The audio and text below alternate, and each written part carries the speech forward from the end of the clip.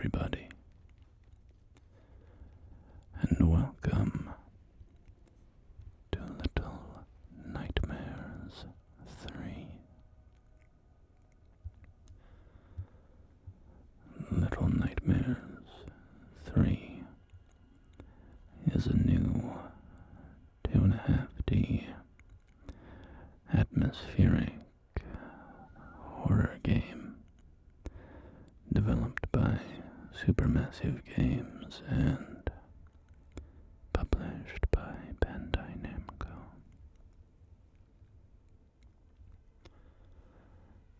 As a big fan of the first two Little Nightmares games, I was quite excited to give this one a try. So this is the very beginning of the game. I'm just starting a few seconds after the opening cutscene.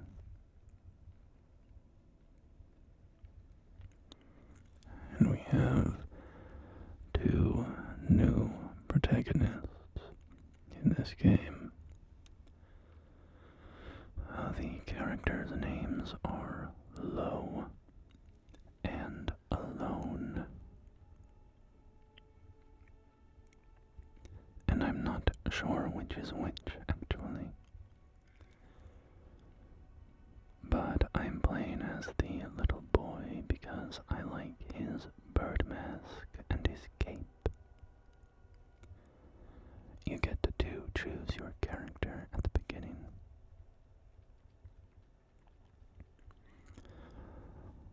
Also, this is a cooperative multiplayer game, but I am playing it solo, so the other character is controlled by an AI.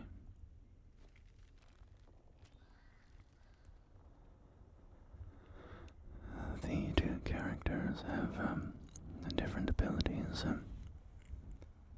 My character has a bow and arrow, and the other character has a wrench that can smash through walls and interact with mechanisms.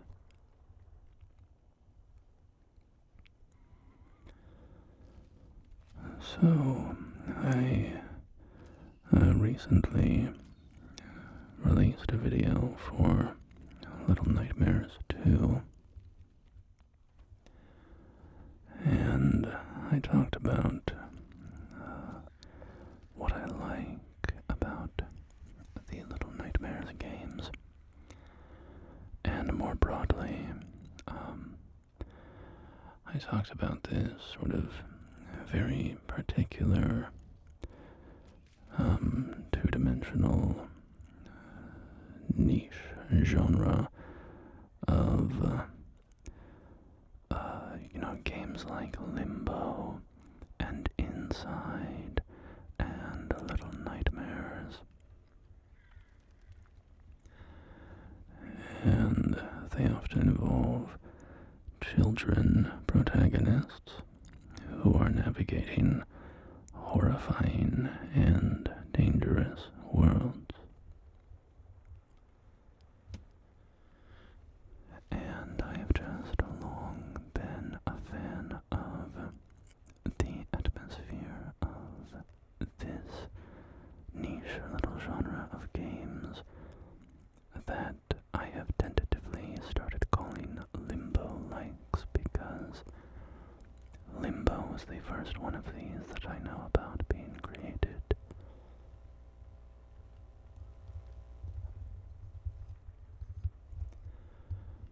So, in Little Nightmares 3, we are carrying on that tradition with these two child protagonists, and I was a little concerned about this game before it came out. Not terribly so, but they changed developers from Tarsier Studios to Supermassive Games. And, I wasn't sure if Supermassive would be able to pull it off, would be able to engage with what I like about these games.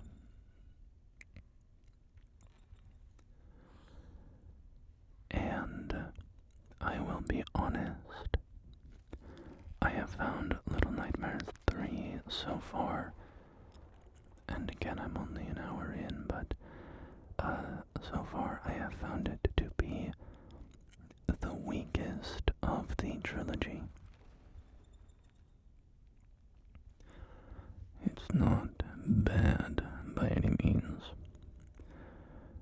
and I'm enjoying my time with it and will enthusiastically finish the game, especially because these games tend not to be very long, so it's not a huge time investment. But I can't help finding Little Nightmares 3 to be a little hollow, a little soulless, maybe, compared to the first two installments. And I can't speak too much to Supermassive Games, their history, because I've never actually played any of their other games. But I am familiar with what they do.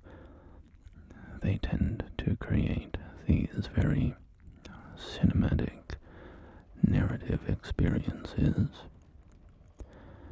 that have an emphasis on the story over, gameplay.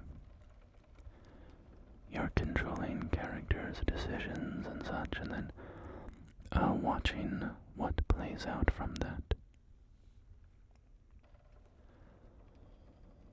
So, they did games like Until Dawn, I think, is the name of that one, and The Quarry, and the casting of Frank Stone, the Dark Pictures anthology.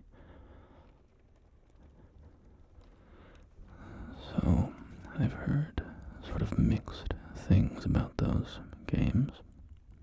Usually pretty positive overall, but sometimes, maybe they're a little cheesy or something. Again, I can't speak to that myself, just what I've heard.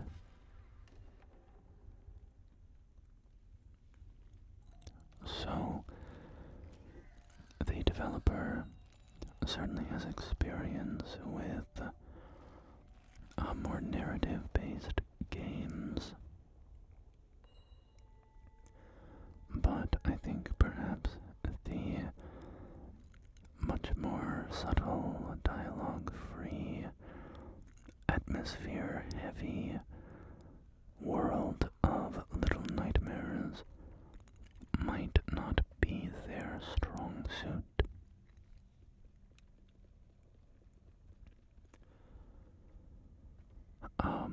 I'm excited to see how the rest of the game plays out, but one thing, for instance, that I find a little,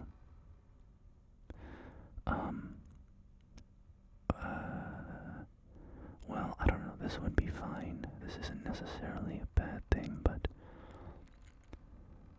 for example, they make this game's chapters take place in very disconnected locations.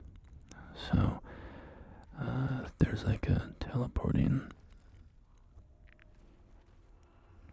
We are introduced to our first antagonist here.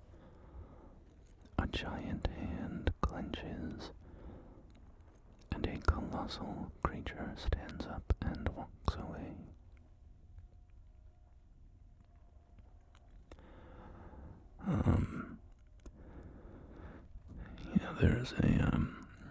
There's a teleporting mechanic, and so the world feels very disconnected because you're just sort of hopping around these very far-flung locations.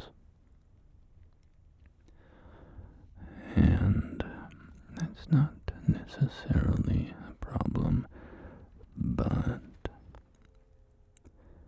I do find that it somewhat hinders the sense of world building,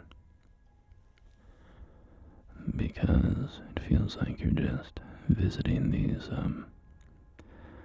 sort of disparate pieces of concept art more than you are navigating an actual world.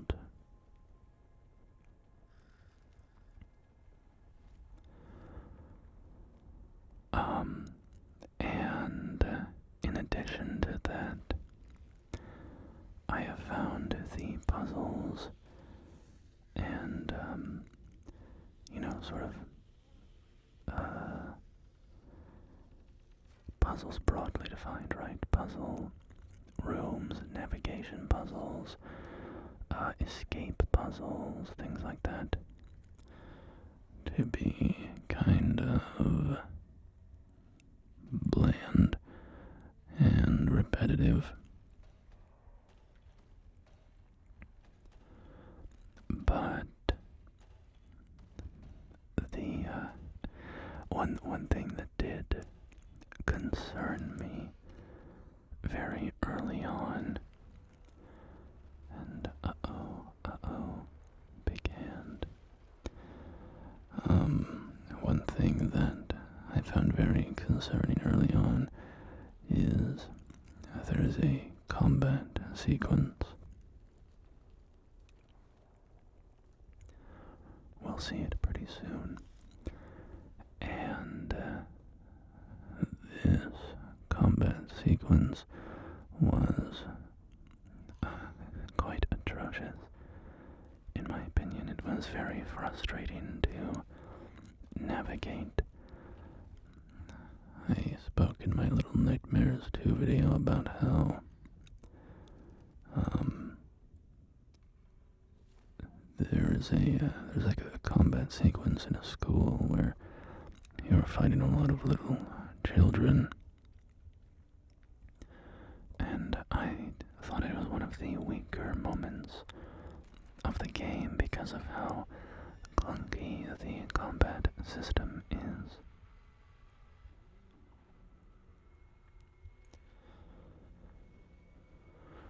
But in this one they sort of doubled down on that in a certain segment up ahead, and it was I had to try to do it like 6 or 7 times, I think.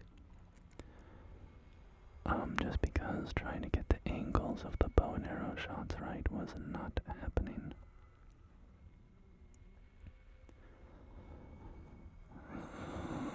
But that's sort of the exception in this game so far. There has not been a lot of combat in the 2 chapters that I've played.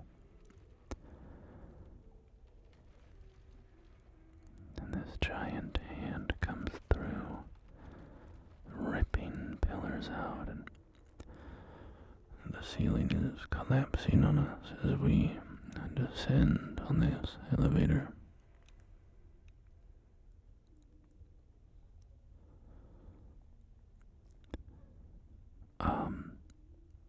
But yeah, with those critiques in mind,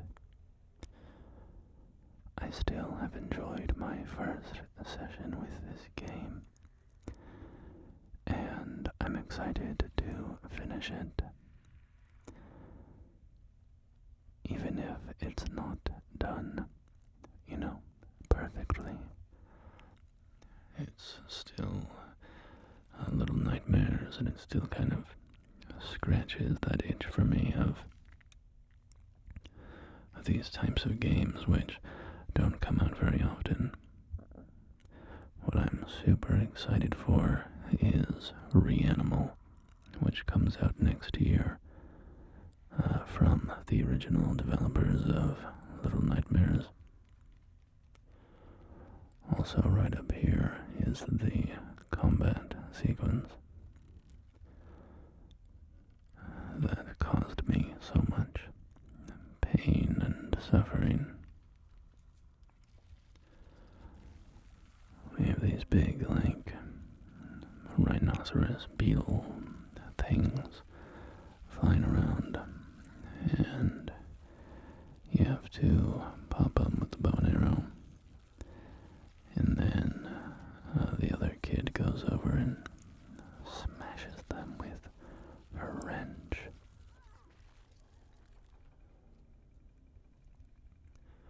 And if you miss a shot, then the bug just insta-kills you.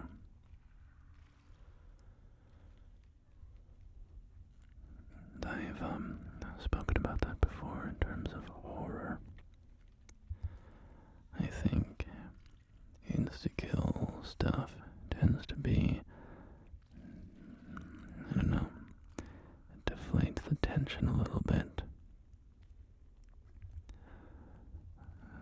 I've spoken about how with horror games you really want, ideally, you want the player to feel like they're about to fail, but not actually have them fail. Because there's two ways that tension can be kind of drained out of horror. And the first one is to realize that there are, no real consequences for getting caught by the monster or whatever.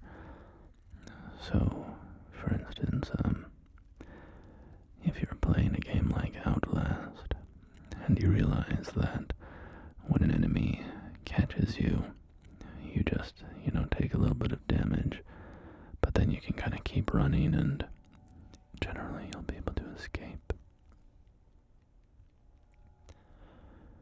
If you realize that it's actually pretty easy or the game is very forgiving with mistakes like that, then you might become reckless. You might sort of see through the illusion of the horror a bit. And then, the tension is released, and that's not good. On the other hand, if you are playing a horror game and you get caught by the monster and it just insta-kills you, and then you have to reload your last checkpoint, and then you just repeat that one little segment because it's really hard to, sneak past the monster in that area or whatever. If you just repeat that segment over and over again, well then, suddenly the tension drains out of the game because now you're just frustrated. You're not scared anymore, you're just annoyed, right? So, you have to kind of watch out for those two things, I think, when you're developing a horror game. Because both of them are kind of deadly to a player's experience of terror.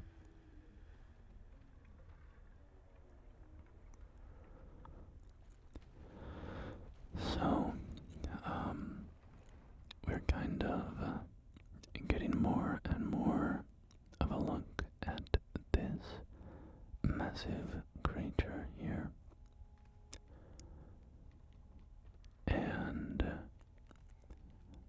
seems to be a colossal baby. A colossal baby.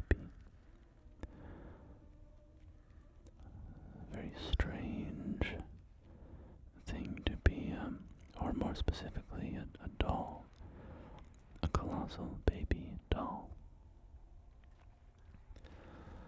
And it is wandering around this city looking for its toys and smashing apart the buildings and all that. This segment, that's pretty freaky there, isn't it? The way that its fingers are kind of perched on the ledge and its giant eyes.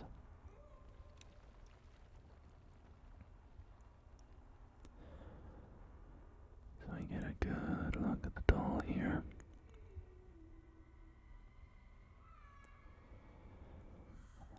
And then a little cutscene here of the character that I'm playing. I think this is Alone. I think this kid is named Alone. This first chapter of the game, where you're wandering around being kind of terrorized by this baby, I found it kind of ineffective, a little boring. The navigation puzzles weren't very interesting, and the location itself wasn't super interesting. I liked the sort of desert city vibes of it, but it didn't really go anywhere super interesting. You know, a giant baby doll that acts like a baby.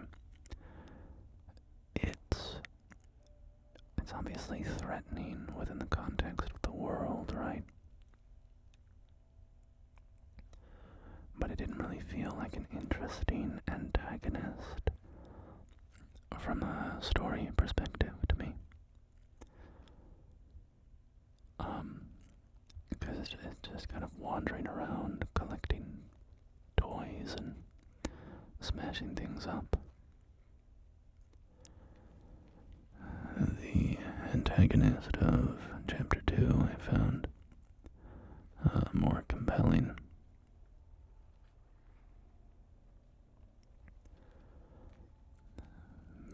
But this giant baby kind of reminds me of Spirited Away, the Hayao Miyazaki movie, you know, Studio Ghibli.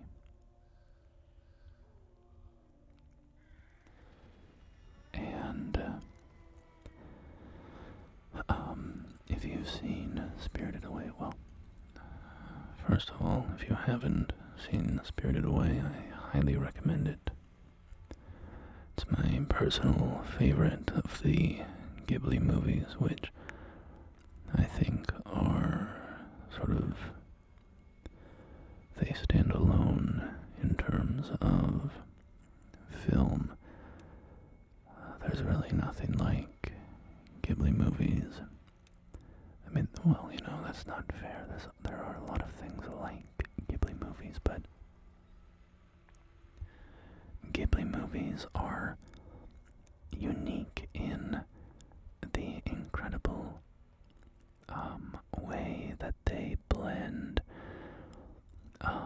you know, beautiful animation and a sort of appreciation for the beauty of the world and childlike kind of innocence and wonder, along with wonderful, you know, deeper themes and emotions that they play with.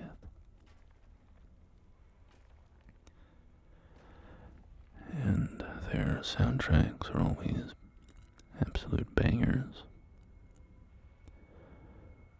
So, if you haven't seen Spirited Away, I do highly recommend that you check it out. But there is a character in that. They are a giant baby. Not a doll like in this game, but just a giant baby.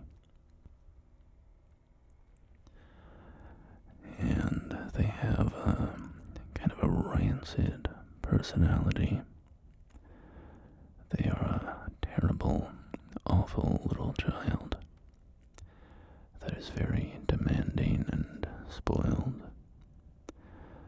And because of their size, they are much, much larger and stronger than a grown human.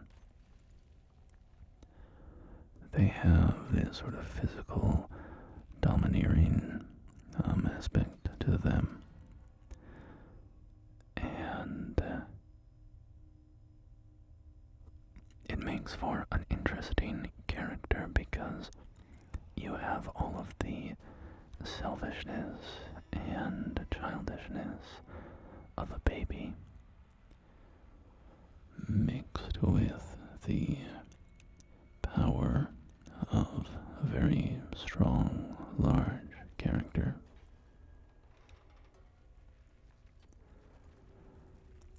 And so, the baby is kind of like a threatening force, but, he's so malicious, too. He's so selfish, and, he goes on a journey over the course of the movie, but, I think that's what's missing from this character a little bit, because it feels so similar in some ways, where this is a massive baby, right? It's a baby that is physically threatening and that you can do nothing against, but it lacks a human element to me. I think because it's a doll. But oh well, that's not, if it showed more personality, I think we get glimpses of it having personality, like when it captured us earlier and was kind of peering at us, and its fingers were up on the ledge.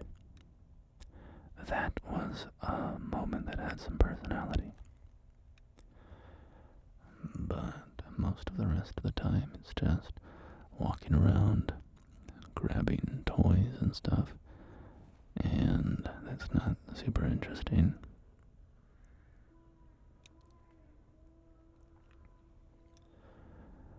I think if it had more, if we saw insight into it more, if we really knew that it was conscious and that it was malevolent, or whatever, whatever personality they want to give it, but just heighten it more, right?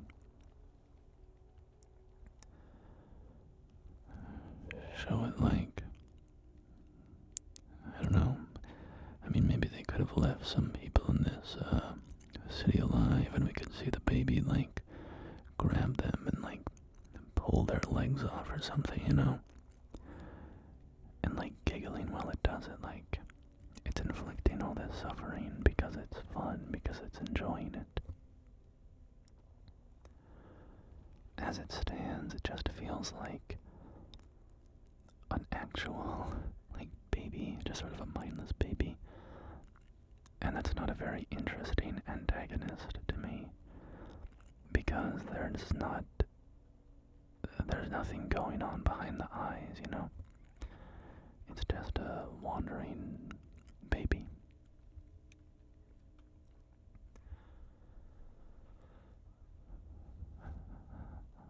I have been watching Studio Ghibli movies recently.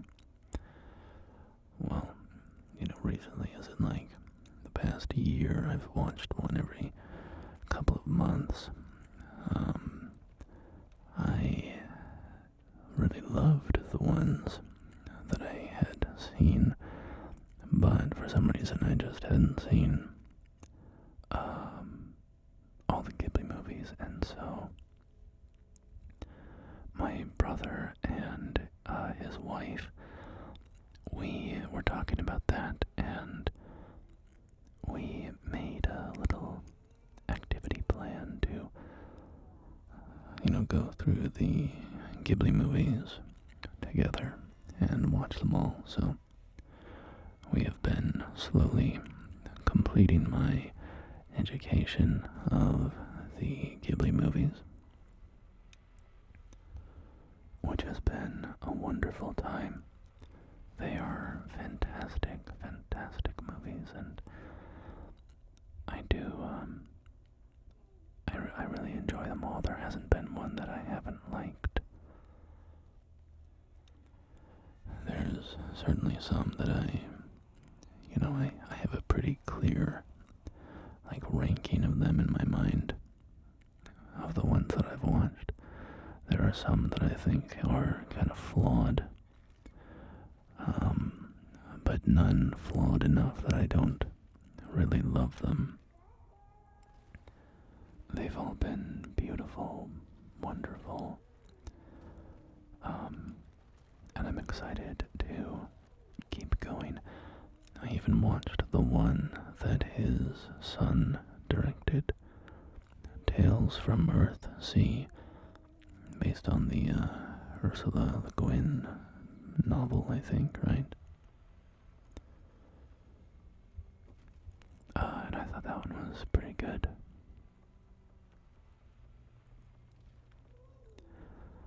So maybe after I get a few more Ghibli movies under my belt, I should do a Ghibli movie video just talking about them all. Do a tier list, maybe. I don't know. Tier list videos, I don't mind them when it's like, here's a tier list of fast food, or here's a tier list of this or that. But when you start tier listing, incredible emotional pieces of art, it starts to feel a little disrespectful or something. Which one is, Porco Rosso, that's gotta be A tier, Spirited Away, that's easy, S tier, Howl's Moving Castle, I don't know, man, that's C tier for me. It's like they're all incredible pieces of art, and, throwing them on a list and just reducing them to a grade, it feels a little dirty to me.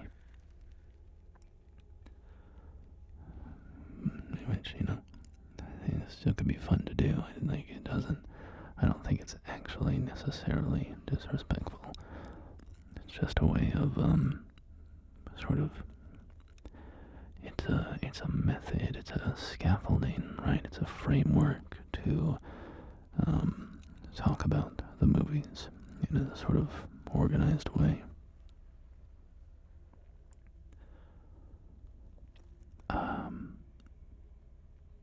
Yeah, I don't think it actually is disrespectful, but it just kind of feels that way a little bit to me. Here we see our little teleportation aspect that I was telling you about. Alone, if that is his name, can touch mirrors and teleport through them to a different mirror. And he has a little map that he checks when he goes through the mirror, so it seems like we're trying to get to a specific place. A specific place.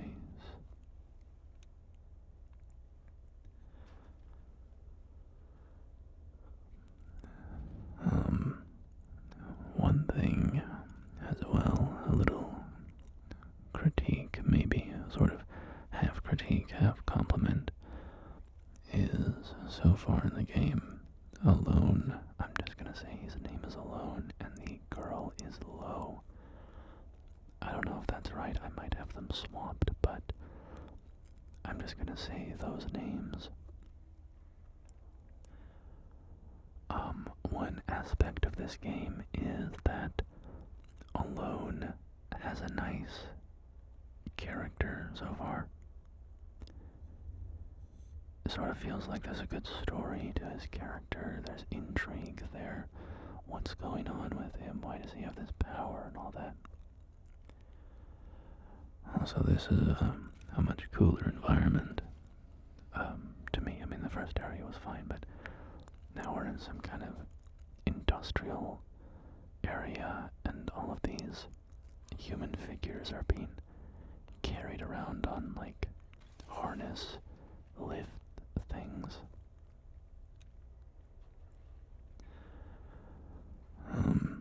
But yeah, Alone has this story to him so far. He can teleport through mirrors. What's that about? We had that little cutscene of him in the bed, and then going and hiding under the bed. And I think that that's cool. I'm enjoying that. There is nothing for Low up until now. There has been no characterization for her or any aspects of her that, like, make me feel like I should be invested in her character. And, you know, it's fine. She's just like, she's Alone's friend. And we do get the affection there. They hug each other and stuff. So it's not a horrible thing, but it would be nice if she had a little more story, I guess. In Little Nightmares 2, for instance, you have the two characters, Mono and Six, and they both have their own sort of arcs in that game. They both have these, you know, things that they are dealing with, these journeys that they go on. But in this game so far, Low does not really have any of that.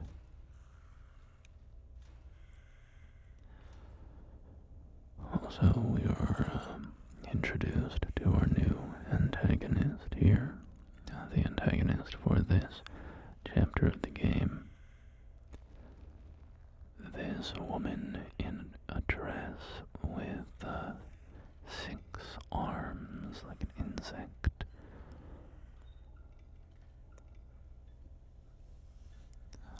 So we will be seeing more of her as we go forward.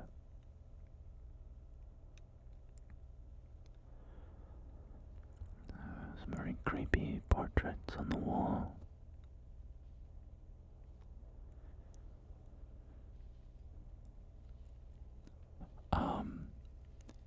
But that being said about these characters, even though Alone has kind of more going on, I do like these characters' designs. I think they did a great job designing them, animating them. They still very well communicate that sort of classic Little Nightmares sense of, like, you know, a child in danger, a very plucky child going through a nightmarish world. And sort of, I don't know, keeping their chin up despite everything. That's always something I appreciate in child characters in media, is when they're not, like, completely helpless, sniveling babies. Which, to be clear, children are children. They can't do everything that adults can do, and yada yada. But, children are also capable of impressive things, and I think it's good when media portrays them as, capable people. I guess because it's on my mind, I'll bring up Ghibli movies. Children in Ghibli movies are not weaklings, Think about Spirited Away. The main character in that, she loses her parents, and she becomes trapped in this terrifying world. And she is scared, and there are moments where she breaks down. But that is not her predominant mode, and it's good. It's good that there are moments where she cries. She deserves that, right? That makes sense for her character. But before she cries, when she needs to make decisions fast, when she needs to, when she gets told, you have to work here, you have to have a job. If you have a job, you'll be safe. She goes and, she confronts, she goes and tries to work in the coal area, and then she goes and she confronts the witch, and the witch is trying to, is that Baba Yaga? Is that her name? Is she Baba Yaga? But anyway, she confronts her, and the witch is trying to terrify her. She's like storming up her office and doing all these things to freak the girl out. But the little girl is like, no, I want a job, I want a job, I want a job.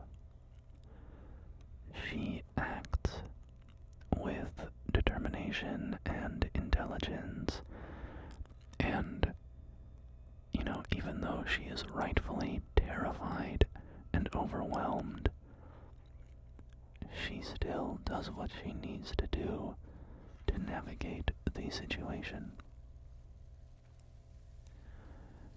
And too often in media, we see kids that just crumble,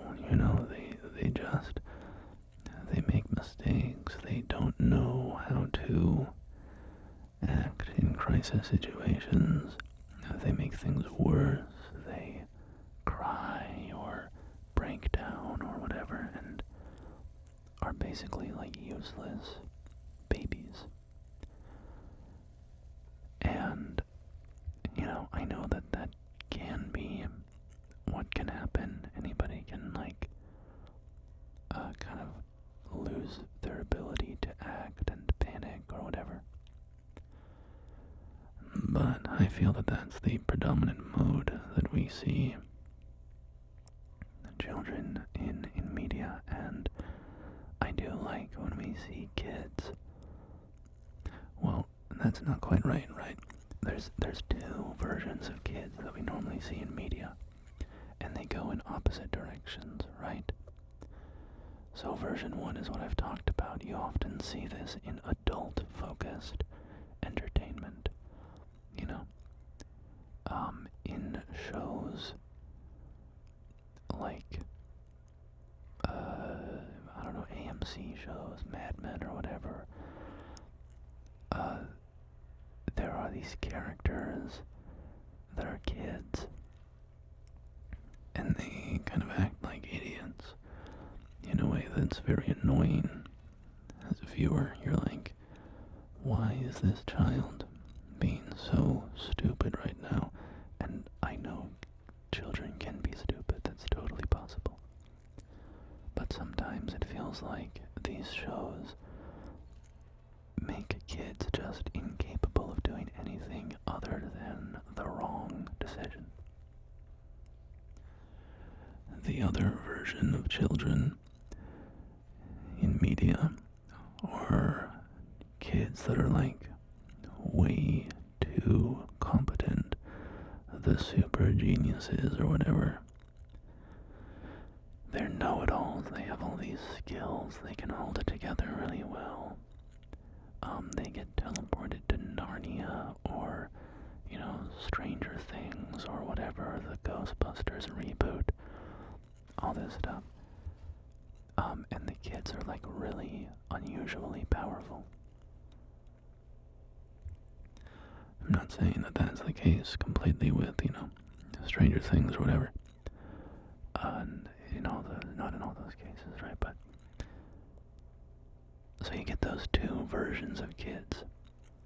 Kids that can either hold it together like way too well, or kids that are constantly failing and breaking down and making things worse. I love how Studio Ghibli depicts children. They hold it together when they need to, but you can also see how terrified they are and how things are taking a toll on them. And they can make mistakes.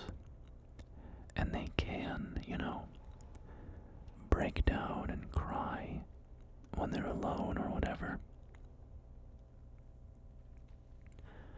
In other words, they're kind of just like regular people, just with, a few more trials because they're still so young.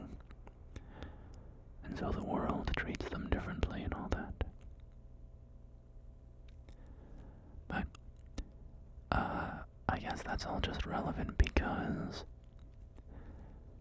these little nightmare games and games in this genre of, 2D child endangerment simulators.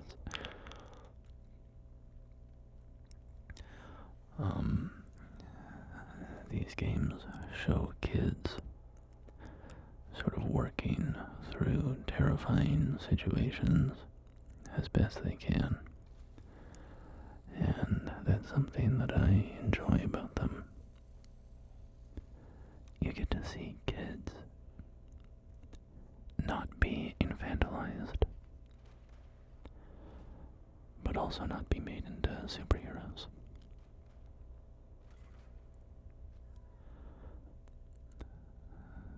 So anyway, we have been navigating around this, I guess, like candy factory. It is creating massive amounts of lollipops and stuff. And I don't know what this makes me think of. I don't know if this is related or whatever, but this kind of makes me think of the Maw from Little Nightmares 1, where all of these people go onto the boat and are just stuffing their faces with food. Huge amounts of food. So I don't know if this is meant to be kind of related to that in some way, or if it's just an unrelated, a factory that produces long after it has exceeded, or long after the world has any need for its output.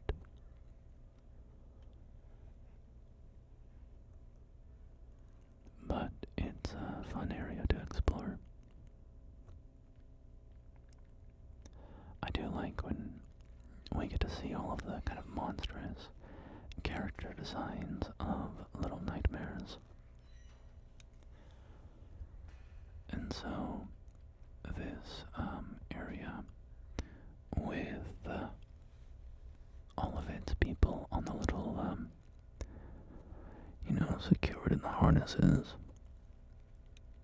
We get to see more of those characters, which I do enjoy.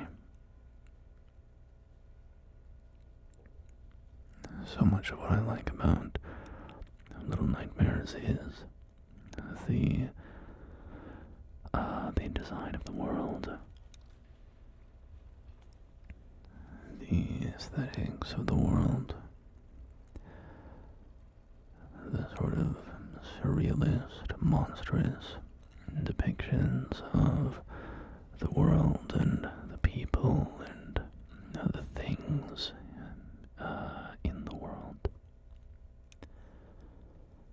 So, I like this area a bit more than the crumbling city, which felt relatively bland compared to what I would normally expect from Little Nightmares.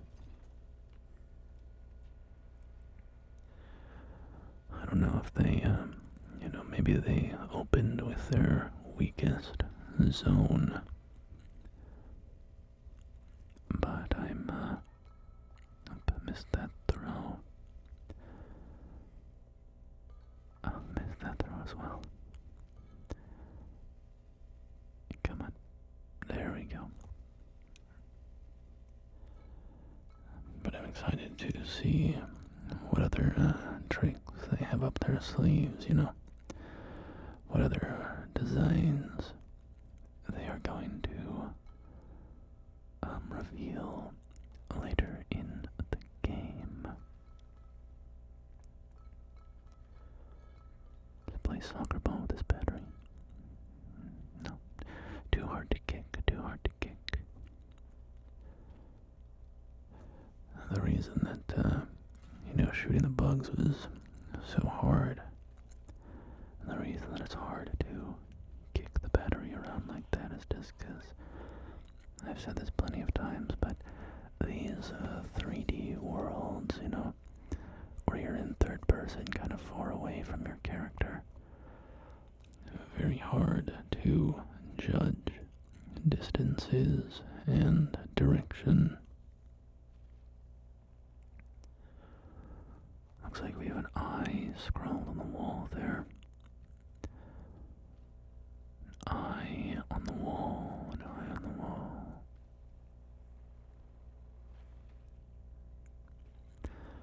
The eye imagery in Little Nightmares is very common. We have a worker here. I'm not sure if he cares if he spots us, but it's just being careful here anyways and waiting for him to get involved with the shelves.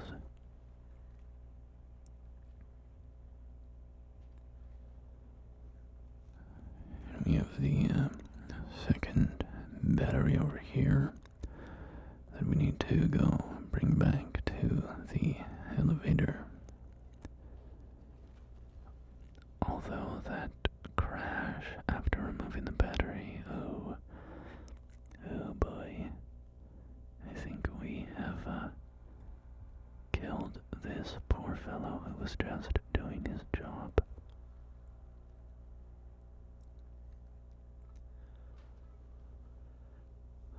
Well, if you die in a Little Nightmares world, at least you're not living in a Little Nightmares world anymore, so that's kind of a perk, right? It's a reprieve.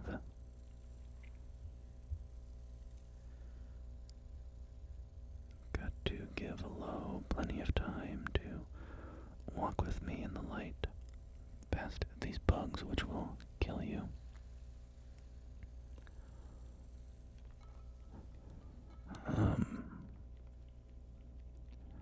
Yeah, I wonder how this would be multiplayer. This was a game,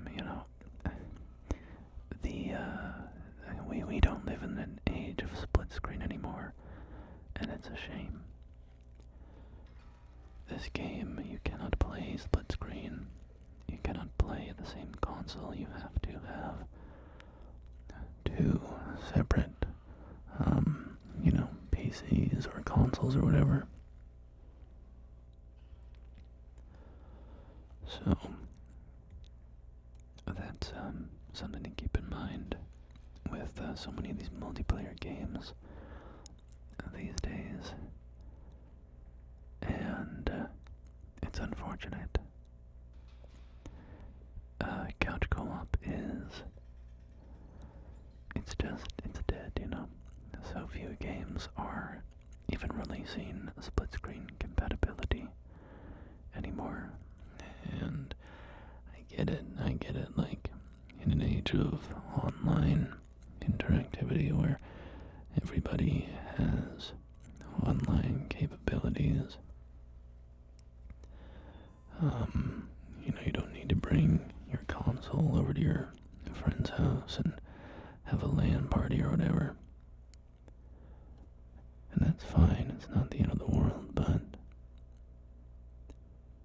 also, at this point in my life, at this point in the world that we live in,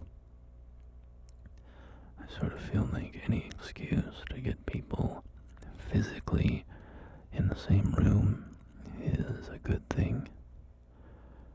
We're all just online so much, interacting online so much, and I love that, to be clear. I'm very grateful for things like online gaming. It's a great way that I stay in touch with my friends from high school, even though we are all living in very far-flung areas from each other now. So I do value that stuff, but I also miss, playing multiplayer in the same room.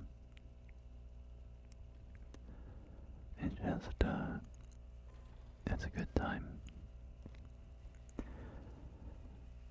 Alright, so this door closes when we try to approach it, so we have to find a certain area. I'm seeing if maybe I can just skirt around like a vision cone of the camera. Nope, that is not how it works, not how it works. But look, filing cabinets. Maybe if I just pull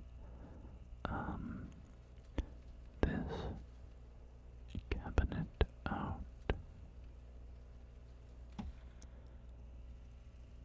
Isn't that funny? The filing cabinet's like on springs. It just shoots back into the frame. I have not encountered one designed like that before. Pop up here and through the vent. We find ourselves in a sort of security hub area, a place to monitor all of the cameras in the facility.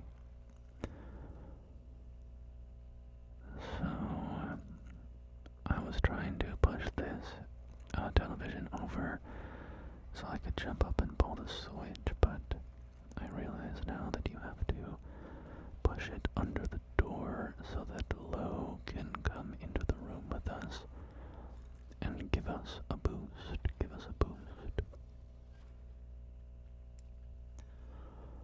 So up we go.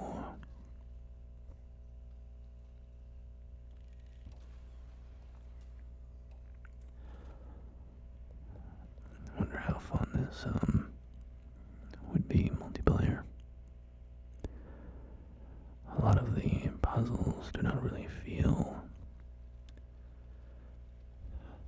I don't know, they don't really feel like built for multiple people to be engaged, right? It's like, okay, I'll pull out the drawer and then you're just gonna climb up there and, like, you know, kind of do something on your own for a bit. Alright, our antagonist of this area is freaking out now that all the cameras have been shut off.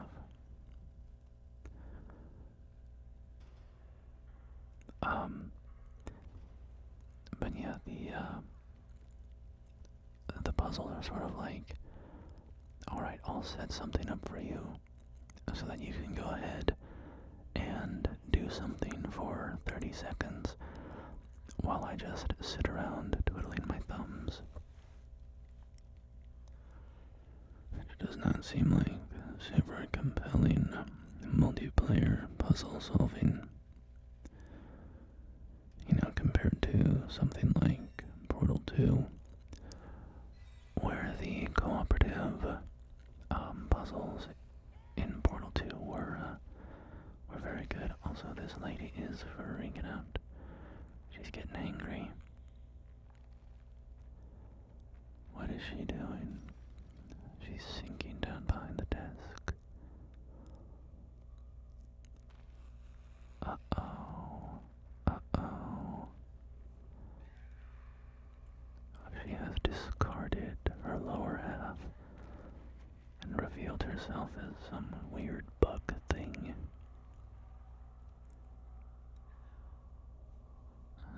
So she is taken off that way, so naturally, we are going to follow after her. Something kind of funny about, you know, like with the baby and with this creature, and, you know, kind of a similar thing with previous games as well, to one degree or another, but you are interacting with this antagonist in a sort of large area, a sprawling building complex or whatever, and you keep escaping them and, like, running off to different areas, and then they just happen to show up there as well, right? Like, the baby has a whole city to walk around in, and yet, it just happens to keep on finding you.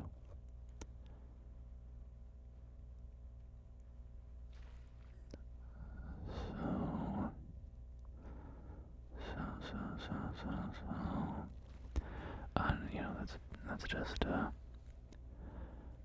necessity of keeping the game interesting, right?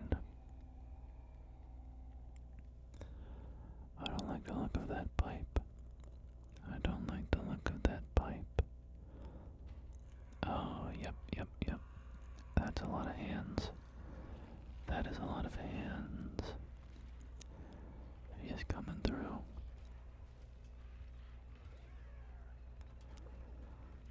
She did not like that we turned off her cameras. She is very angry about those cameras.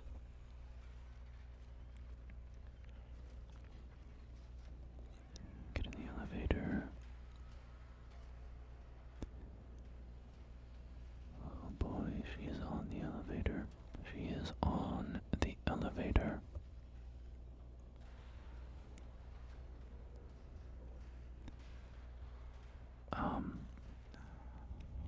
One thing that's, I don't know, maybe a slightly negative thing, I don't know, but was certainly a major difference with the AI versus a human player that I've noticed in these, hiding segments, is that the AI is, like, immediately locked in on going to the proper hiding spot. And so I was noticing that before I even had a chance to, like, make up my own mind on where I should run to hide, the AI would be on the move, doing it first.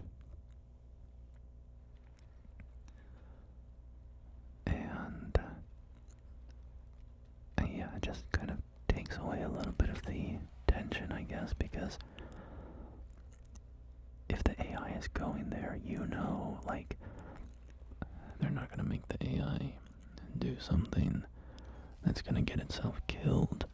And so, that must mean that it's safe to follow the AI at that moment. Which is not great, I think.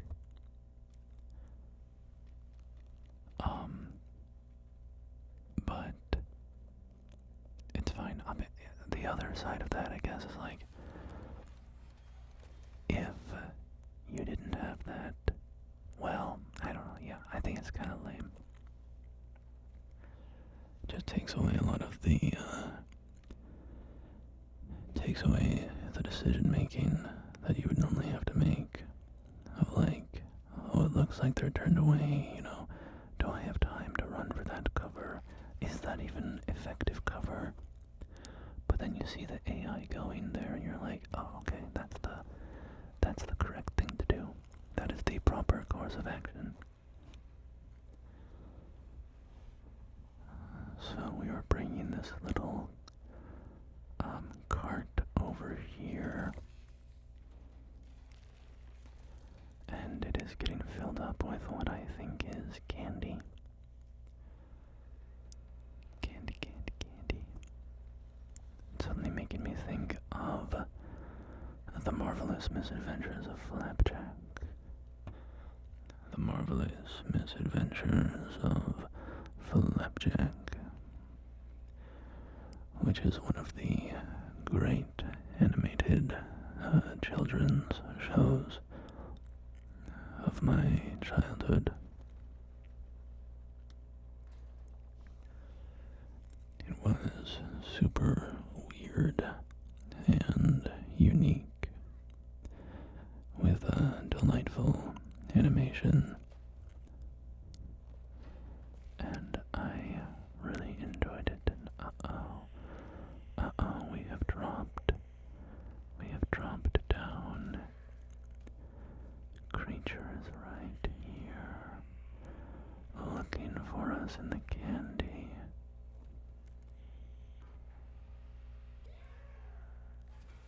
But she heard a noise and we are okay for now.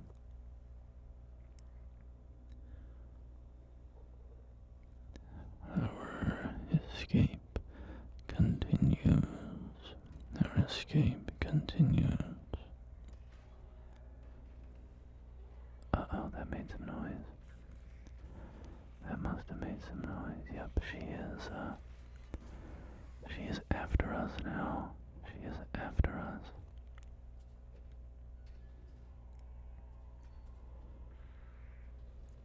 Jump up on this counter. What do we do? What do we do? What do we do? She got around.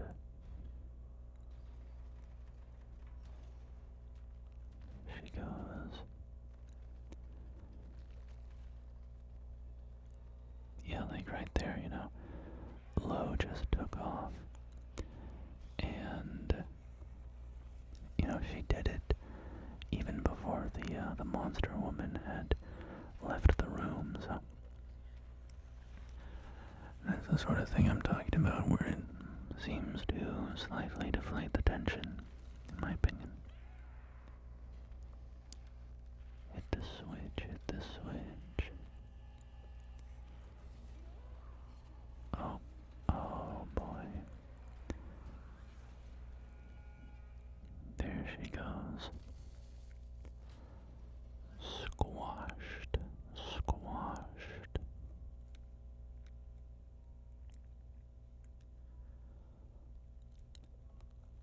Take a look at those little fingers. I like that. How Lo kind of pokes at one of the fingers. And that's what I mean about the characters still having like a little bit of they have good personality, the two kids. And they've done a good job at like having them, even though Alone has much more of the like narrative weight and story and stuff. Both of them, I like their personalities that they express through their actions, you know. Of course, there's no dialogue in the game. Also, we have a lot of dresses in here. A lot of replacements for the insect lady's roller body, I guess.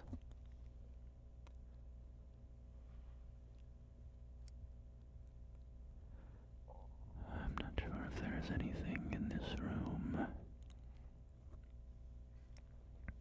I'll just, I think I'll take a stamp with me in case there is a puzzle up ahead where we need to, like, throw an object or something. Although we haven't really had to do object-based puzzles as much as in the previous games. I guess because of my bow and arrow, a lot of the stuff has been replaced. All of those have just been replaced by the bow and arrow.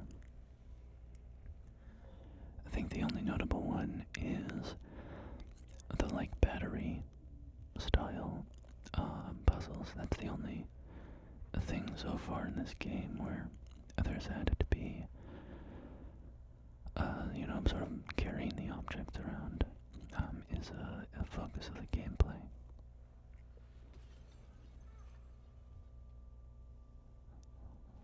Oh no, Lo is not moving.